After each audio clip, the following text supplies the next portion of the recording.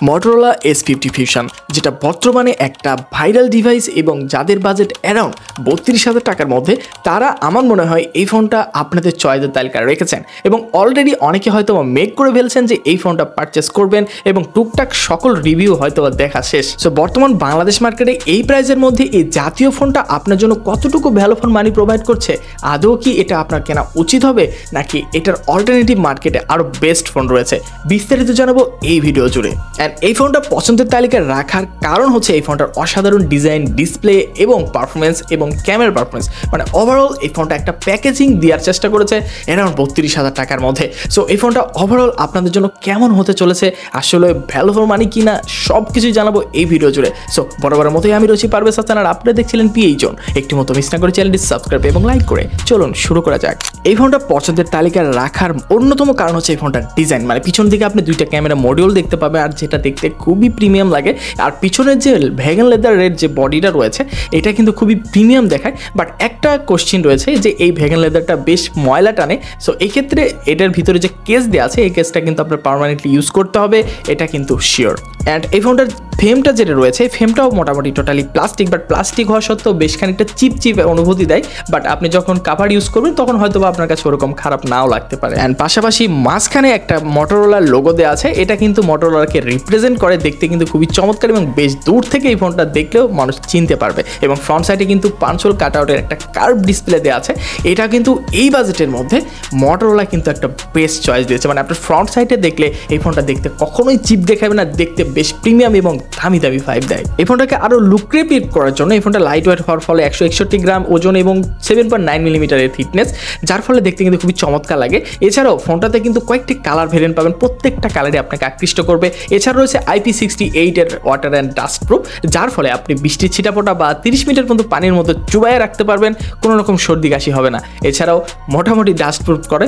So সব মিলিয়ে ডিজাইনটা কিন্তু আমার কাছে জোস লেগেছে এবং পোর্শন বাটন সেকশনের সকল রকম গুরুত্বপূর্ণ পোর্শন বাটন দেখতে পেলেও পাবেন না এখানে 3.5mm হেডফোন জ্যাক, এবং পাচ্ছেন ইন ডিসপ্লে ফিঙ্গারপ্রিন্ট সেন্সর, যেটা অনেকটাই ফাস্ট এবং অ্যাকুরেট, এবং এটার পজিশনটা স্লাইডলি একটু নিচে মনে হয়, এটা একটু উপরে দিলে আরও জোস কোয়ালিটির হতে পারতো। এবং ডলবি অ্যাটমসের সাউন্ড সিস্টেম তো রয়েছে, সব মিলিয়ে একটা প্যাকেজ দেওয়ার চেষ্টা করেছে এই ফোনটি।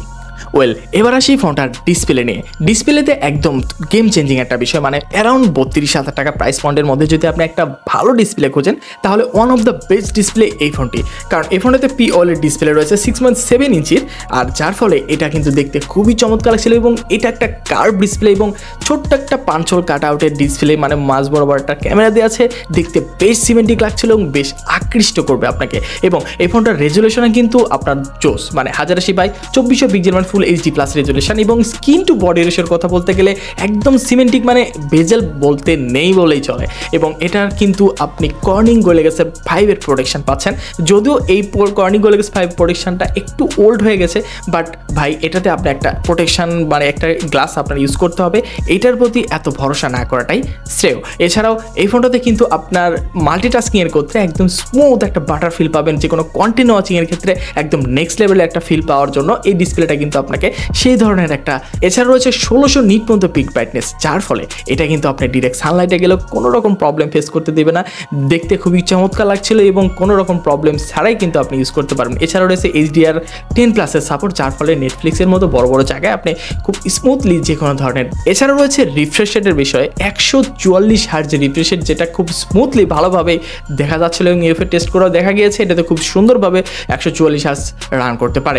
এই ফোনটাতে কিন্তু দুইটি ভেরিয়েন্ট বাংলাদেশ মার্কেটে অ্যাভেলেবল রয়েছে, হচ্ছে 8GB 128GB, যেটার প্রাইস বর্তমানে 32,000 টাকা অ্যারাউন্ড, এবং 12GB 256GB, যেটার প্রাইস বর্তমানে 36,000 টাকা অ্যারাউন্ড। এবং এটা কিন্তু আপ ডাউন হতে পারে যেহেতু আনঅফিসিয়াল ফোন, সো অফিসিয়ালভাবে কিন্তু বাংলাদেশ মার্কেটে মোটরোলা এই ফোনটা লঞ্চ করে নাই। সো এক কথায় যারা এই ফোনটা অনলাইনের মাধ্যমে পারচেস করতে চাচ্ছেন, চাইলে ডেসক্রিপশন বক্স চেক করতে পারেন, সেখান থেকে যে কোনো মোবাইল আপনি চাইলে পারচেস করতে পারবেন খুবই স্মুথলি এবং একদম সেফলি।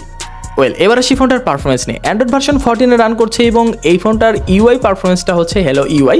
সো এই ইউআইটা অনেকটাই অপটিমাইজ এবং স্টক অ্যান্ড্রয়েডের একটা ফিল দেয়, এবং এই ইউআই হিউজ পরিমাণ আপনার যে কাস্টমাইজেশন করে নিতে পারবেন, অনেক রকমের ফাংশন রয়েছে যেগুলো আপনি প্র্যাকটিক্যাল লাইফে ইউজ করতে গেলে তখন ফিল করতে পারবেন। এছাড়াও এই ফোনটার চিপসেট হিসেবে রয়েছে গেম চেঞ্জিং, মানে মোটামুটি Qualcomm Snapdragon 7 Gen 2 এর মতো একটা মোটামুটি অনেকটাই পাওয়ারফুল একটা চিপসেট দেওয়া আছে যদি আপনি বাজেটে চিন্তা করেন। যদিও এই চিপসেটের চাইতে আরও বেটার চিপসেট আছে। তো আমি মনে করি যে 32,000 টাকা অ্যারাউন্ডের মধ্যে এই ধরনের চিপসেট কিন্তু খুব একটা দেখা যায় না। তো সেই তুলনায় আমি মনে করি যে 7 Gen 2 একটা পারফেক্ট চিপসেট। আর যদিও আপনি গেমিংয়ের যদি চিন্তা করেন তাহলে এই ফোনটাতে কিন্তু মোটামুটি ভালোভাবে গেমিং করা যায়, যদিও এই চিপসেটটাকেও অনেকে গেমিং চিপসেট বলছে না এবং আমিও বলছি না। বাট আপনি যদি প্র্যাকটিক্যাল লাইফে গেমিং করে থাকেন তখন কিন্তু আপনি বুঝতে পারবেন যে হাই সেটিংসের গেমগুলো খুবই স্মুথলি খেলা যাচ্ছে, কোনো রকম প্রবলেম ছাড়া, এবং একদম হাই এফপিএসেও খেলা যাচ্ছে।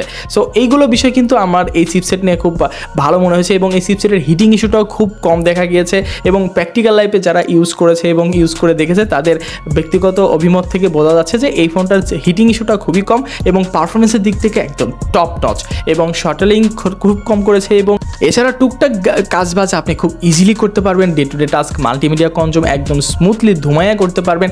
8 এর র্যাম রয়েছে এবং এফএস 2.2 এর স্টোরেজ টাইপ রয়েছে, যার ফলে রিড রাইট স্পিডটাও আমরা খুবই সুন্দর পাওয়া যাচ্ছিল এবং জিপিইউ হিসেবে কিন্তু Adreno 710 এর মতো মানে আপনার এটা দেওয়া আছে, যার ফলে গেমিংয়ের ক্ষেত্রে একটা ভালো গ্রাফিক্স কোয়ালিটি পাবেন। সো 32,000 বা 36,000 টাকার মধ্যে যদি আপনার চিন্তা করেন যে ভালো ডিসপ্লে, ভালো আপনার গেমিং পারফরমেন্স, ওভারঅল এই ফোনটার ডিজাইন কোয়ালিটি এবং ভালো ব্র্যান্ড ভ্যালু সব মিলিয়ে Qualcomm Snapdragon 7 Gen 2 এর মধ্যে একটা চিপসেট দেওয়া আছে। এটাও মোটামুটি অনেকটাই অপটিমাইজ একটা চিপসেট। আপনি খুব সুন্দরভাবে আপনার day to day task easily করতে পারবেন, গেমিং করতে পারবেন, মোটামুটি একদম স্মুথলি ধুমাইয়া ইউজ করতে পারবেন, সেক্ষেত্রে খুব একটা প্রবলেম ফেস করবেন না, যার ফলে এটা কিন্তু আপনাদের মানে এই বাজেটের মধ্যে একটা আদর্শ চয়েস হতে চলেছে এই ফোনটা ওভারঅল। অ্যান্ড আরেকটা খুশি সম্মত হচ্ছে এই ফোনটার ইউআই অপটিমাইজেশন অনেকটাই সুন্দর। আর এই ফোনটার আপনার অপটিমাইজেশনের দিকে যদি চিন্তা করেন, আর পাশাপাশি এই ফোনটাতে অ্যান্ড্রয়েড ভার্সনের আপনি 3টা আপডেট পাবেন, মেজর আপডেট, এবং এই ফোনটাতে 4 বছরের সিকিউরিটি আপডেট পাবেন। ভাই একটা ব্র্যান্ডেড ফোনে যা যা দরকার ঠিক তেমনটাই রয়েছে এই ফোনটাতে। ওয়েল, এবার আসি ফোনটার ক্যামেরা নিয়ে। পিছন থেকে আপনি ডুয়াল ক্যামেরা দেখতে পাবেন, যার মেইন ক্যামেরা হচ্ছে 50 মেগাপিক্সেল, যেটার অ্যাপাচার 1.8, এবং পাশাপাশি রয়েছে 13 মেগাপিক্সেল একটা আলট্রা ওয়াইড লেন্স এবং প্রাইমারি ক্যামেরা এবং আলট্রা ওয়াইড লেন্স মোটামুটি এই বাজেটের মধ্যে আমরা ভালোভাবে দেখতে পারি। আলট্রা ওয়াইড একটা কাজের জিনিস, আমরা সবাই জানি। এছাড়াও মেইন ক্যামেরা 50 মেগাপিক্সেল দিয়ে আপনি কিন্তু ম্যাক্রো লেন্সের কাজও করতে পারবেন, পোর্ট্রেট মোডের কাজও করতে পারবেন। পোর্ট্রেটে কিন্তু আবার 2x পর্যন্ত আপনি আপনার ডিজিটালে জুম করার সুবিধা পাচ্ছেন, এটা কিন্তু একটা ভালো বিষয়। এছাড়াও আপনার 13 মেগাপিক্সেলের যে আলট্রা ওয়াইড, এটাতে মোটামুটি ভালো ডিটেলসে দেখা যায়, যদিও লো লাইটে অতটা ভালো না। আর আপনি যদি চিন্তা করেন যে মেইন ক্যামেরার সাথে আলট্রা ওয়াইডের পার্থক্য, তাহলে অনেকটাই পার্থক্য আপনি লক্ষ্য করবেন ডিটেলসের ক্ষেত্রে। এবং মেইন ক্যামেরাতে আপনি যদি পিকচার ক্যাপচার করেন, হিউম্যান ফেসটা একটু অর্ম টাইপের পিকচার ক্যাপচার করে থাকে এবং ন্যাচারালি আমরা যেমনটা পছন্দ করে থাকি ঠিক তেমনই, মানে সোশ্যাল মিডিয়া সেন্টিক একদম আপনার যে রেডি পিকচার বলতে পারেন এইরকম ধরনের, এবং ন্যাচারাল ওয়েটটা একটু কম দেয়। আর যদি লো লাইটে পিকচার ক্যাপচার করেন একটু নয়েজের দেখা দেয়, বাট আপনি যদি পারফেক্ট লাইটে পিকচার ক্যাপচার করে থাকেন তাহলে কিন্তু খুব সুন্দর ডিটেলস দেখা যায়। এক কথায় আপনাদের এই ফোনটার camera picture quality I think আপনাদের পছন্দ হবে। এবং পোর্ট্রেট মোডের কথা যদি বলেন, সেক্ষেত্রে এজ ডিটেকশনটা মোটামুটি ভালোই করে, বাট আপনি যদি এই ডিটেকশনের কথাটা একটু বলেন তাহলে যে ব্লারনেসটা এটা যদি একটু বাড়িয়ে দেন দেখতে খুব আনন্যাচারাল লাগে, যদি আপনি কমিয়ে দেন তাহলে ন্যাচারাল দেখা যায়, দেখতে কিন্তু খুবই সুন্দর লাগে। এবং পোর্ট্রেট কিন্তু এটা কিন্তু খুব সুন্দরভাবে করতে পারে এবং অটোফোকাস মোডটা কিন্তু খুবই সুন্দর করতে পারে, মানে খুব সুন্দরভাবে এটার কাজ করে। এবং ওয়াইস থাকার কারণে এটা স্ট্যাবিলাইজেশন কিন্তু একদম স্মুথ আপনি পিকচারের ক্ষেত্রে বলতে পারেন। এবং ভিডিওতে কিন্তু আপনি এই ফোনটাতে একটা গেম চেঞ্জিং বিষয় পাবেন, সেটা হচ্ছে এটাতে কিন্তু আপনি চাইলে 4K রেজলিউশনে ভিডিও করতে পারছেন এবং এটাতে কিন্তু আপনি 30 FPS 4K করতে পারবেন। এবং পাশাপাশি এটাতে কিন্তু আপনি যদি 1080-তে করেন সেখানে কিন্তু 120 FPS পর্যন্ত করতে পারবেন, সেক্ষেত্রে কিন্তু আপনি স্ট্যাবিলাইজেশনটা পেয়ে যাচ্ছেন। সো এক কথায় ভিডিওগ্রাফিতেও আমাদের খুব ভালো লেগেছে, যদিও মানে আহামরি তেমন কিছু না, মানে মোটামুটি চালিয়ে নিয়ে যাওয়ার মতো একটা ভালো ডিভাইস বলতে পারে। এবার আসি ফ্রন্ট ক্যামেরা নিয়ে। ফ্রন্ট ক্যামেরাতে রয়েছে 32 মেগাপিক্সেলের একটি ক্যামেরা এবং এই ক্যামেরাতে মোটামুটি খুব সুন্দর সুন্দর পিকচার ক্যাপচার করা যায়, এটা একটা গেম চেঞ্জিং বিষয়।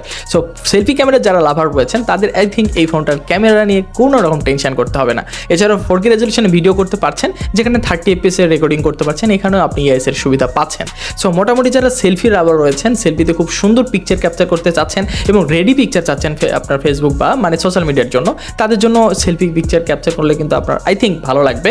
আর এটা তো পোর্ট্রেট মোডে ভালো পিকচার ক্যাপচার করা যায়, এডিটেশন মোটামুটি ভালো ধরতে পারে, ভালো ডিটেলসও পাওয়া যায়। আই থিঙ্ক এই ফোনটার সেলফি ক্যামেরা আপনাদের পছন্দ হবে। অ্যান্ড এই ফোনটাতে কিন্তু 5000 mAh এর ব্যাটারির সাথে রয়েছে 68 ওয়াটের একটি চার্জার এবং চার্জারটা কিন্তু আপনার এক্সট্রা করে কিনতে হচ্ছে না, আপনার বক্সের মধ্যেই চার্জারটা পেয়ে যাচ্ছেন।